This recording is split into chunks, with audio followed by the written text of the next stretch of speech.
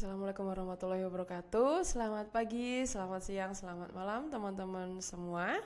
Ya, kembali lagi di video berikutnya ya.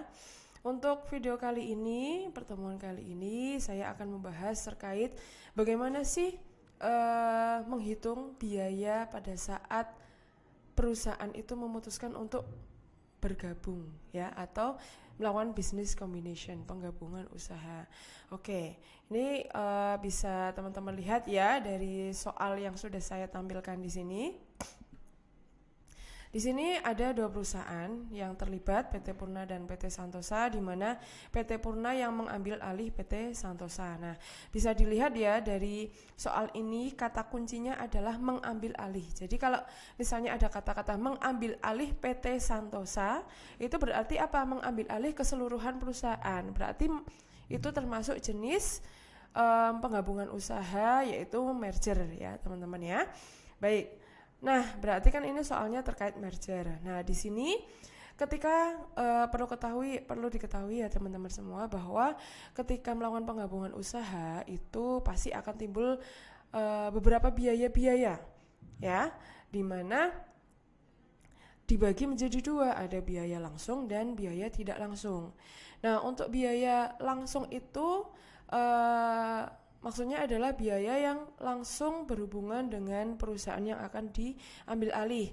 Contoh, biaya yang berhubungan dengan penerbitan saham, biaya yang berhubungan dengan pembelian saham. Intinya kalau misalnya perusahaan perusahaan Purna mengambil alih PT Santosa ya, ketika mengambil alih itu kan pasti ada transaksi terkait pembelian saham ya.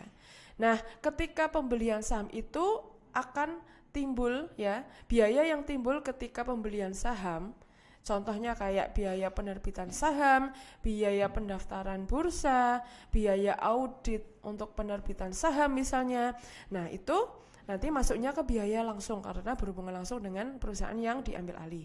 Kemudian untuk biaya tidak langsungnya itu ketika biaya itu tidak langsung berhubungan dengan perusahaan yang diambil alih. Contoh, ada pihak ketiga di situ. Nah, contohnya adalah biaya jasa, misalnya biaya jasa appraisal, jasa konsultan dan lain sebagainya. Terus ada mungkin biaya legal ya. Biaya legal itu biasanya menyewa notaris mungkin ya.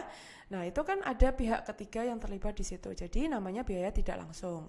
Nah, kalau misalnya pertanyaan yang ada di sini adalah hitunglah biaya yang harus dibebankan pada saat pengambil alihan. Berarti kan pada saat pengambil alihan, berarti yang diperhitungkan di sini adalah bagaimana menghitung harga perolehan pengambil alihannya. Berarti kan kalau mau mencari HPP-nya itu tadi, harga perolehan pengambil alihan itu, rumusnya adalah biaya yang timbul ketika pembelian saham ya, harga sahamnya, harga pembelian saham ditambah dengan biaya tidak langsungnya. Nah, oke, kita masuk ke soalnya ya. Di sini ada beberapa biaya.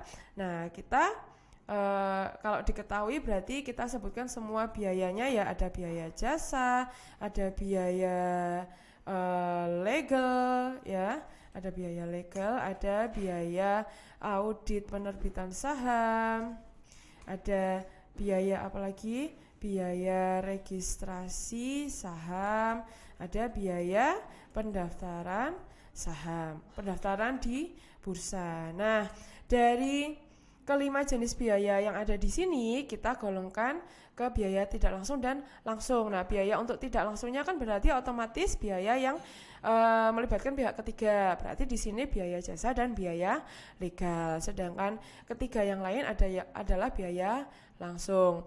Nah, untuk menjawab pertanyaan biaya yang harus dibebankan pada saat pengambil alihan, itu berarti kita pakai biaya yang tidak langsung. Nah, untuk biaya yang tidak langsungnya berarti tadi apa? Biaya jasa. Biaya jasanya berapa?